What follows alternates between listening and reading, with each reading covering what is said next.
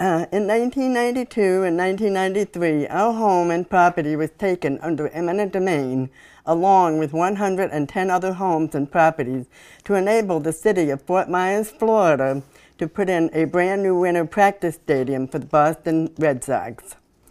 They needed my property as part of the parking lot. We were told in the very beginning that if we did not cooperate with them, we would be put out into the street with our belongings, and a check would be slapped on top of everything, and if necessary, they would carry us out by stretcher. We also were told that we had no say-so in the matter, and that we had better listen to the judge, because he was our God. Nowhere in the law, or any law, does it exercise the right for anyone to use abuse, threats, harassment, cruelty, intimidation, bullying, strong-arm taxes, force, or terrorism. It wasn't enough that they just so blatantly took our home, but also was how they did it, the manner in which they used to do it. The government corruption involved. Months before eminent domain came in, Mayor Smith, his father, and some business associates bought up many houses in the area designated for redevelopment and eminent domain, and profited from this when it was time to settle out, including the process server, who served us our eminent domain papers, who bought 2 houses. This was reported by several people, and it was never looked into. Government retaliation was very evident after they committed arbitration detention. I reported this to the head of mediation and to the news. The head of mediations in the 20th Judicial Court, Mr. Watertish, told me that nothing could be done about my complaint because they were immune to punishment, could not be touched, and that they sat above the law. Abuse was committed to me and my husband and 2 young children when the city and 3 men, supervisors of the construction crew working for the stadium, one of them, Mike Matee, brought up a large tractor-trailer trucks to a home to block us in on the eve of Thanksgiving, just a few days after arbitration detention, leaving these trucks around both sides of our home for 5 months where our windows were blocked from view.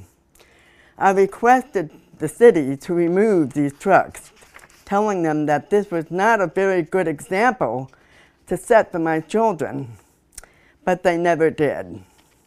The news of these trucks made headline national news in 4 major papers across the country and many small town papers. Although everything was reported to Congressman Porter Goss and Senator Foley and numerous of other agencies, it all went ignored. Even though Congressman Porter Goss gave his word he would have the matter investigated. He made the statement in the newspaper. He never did. This was all reported to the very top in Washington, D.C. on down. No one ever questioned this. Everyone told me it was not their jurisdiction. Washington, D.C. told me to take my problem back to the city. It was the city that was doing this to me and my family. They were asking me to jump from the frying pan into the fire, is what I told them. When I asked them, whose jurisdiction does this belong to, no one could give me an answer. The hot potato just kept being passed around, and it's still being passed around today. Judicial corruption involved. Judge Wallace Pack of the 20th Judicial Court was the judge who presided over my eminent domain trial and who took our home in an order of taking, had a personal friendship with Mayor Smith, mayor of Fort Myers, who had a long life dream of putting in the stadium in his town, as he quoted to the paper. Arbitration detention was committed when I refused to sign a non-disclosure form commonly known as a gag order. The mediator, Mr. Solomon, abused me by pushing me away from the door to keep me from leaving and ordering me, screaming at me to sign contract. He was very threatening and intimidating through the whole mediation process. I managed to escape. I am severely hearing impaired in both ears and have been since I was a young infant due to a childhood disease, nerve damage.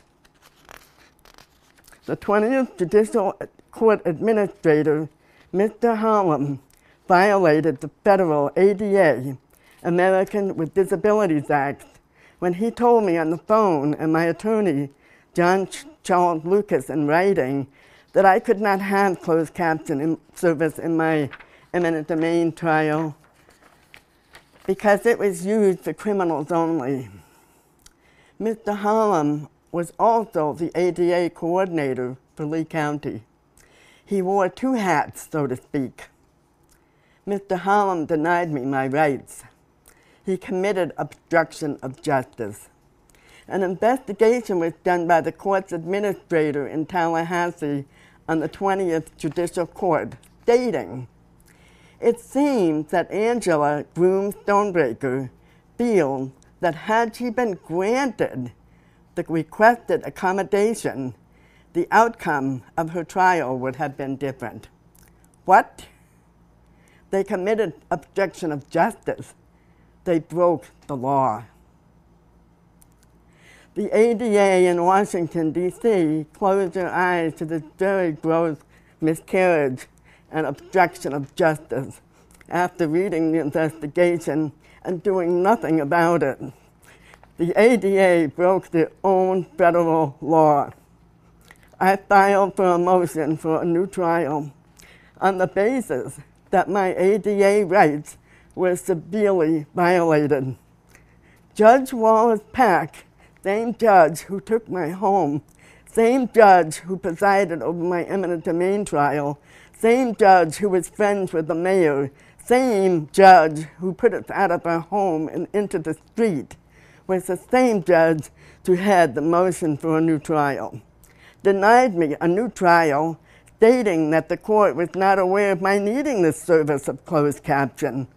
The court was very well aware that I needed this service when they told me I could not have this service in writing prior to my trial, because it was used for criminals only, and also when they showed me that me and my sister equipment minutes before my trial was to begin. That was not working, as it was all in codes and letters. You cannot set up this type of equipment minutes before trial. It takes hours. The same equipment given to me at the motion for a new trial, that was not working again, all in codes and letters. This is all documented in the transcript.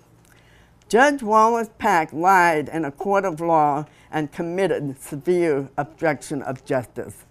I had no due process under the law, as my eminent domain trial did not have any of my 11 witnesses show up, who were served by deputy sheriff to appear for trial. 4 of these were the mayor, 2 council members, and my appraiser. None of my evidence was produced. The trial jury was told that a cap was placed on the value of my home, and they were only there to decide relocation value. I was told by every attorney that the trial was to determine the value of my home. On March 31st, 1993, we were put out of our home, a home that was listed as in pristine condition, by a 24-hour court order through Judge Wallace Pack. We didn't have enough time to pack everything up into boxes and into a U-Haul before the police came to put us out. As much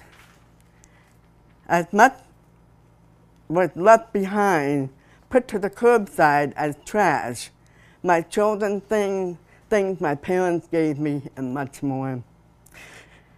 We put our things in storage, and with no home to go to, we moved into with our neighbors across the street, who let us live there with them for 5 months until our eminent domain trial. Judges who put children out of their homes into the street without another home to go to, simply because they now want your home for their own desires, are committing a form of child abuse. May God help all these who did these things to us, to me, my husband, and 2 young children, and may another American family never have to endure what we went through. And I would like to say, everything I have said is documented in these papers.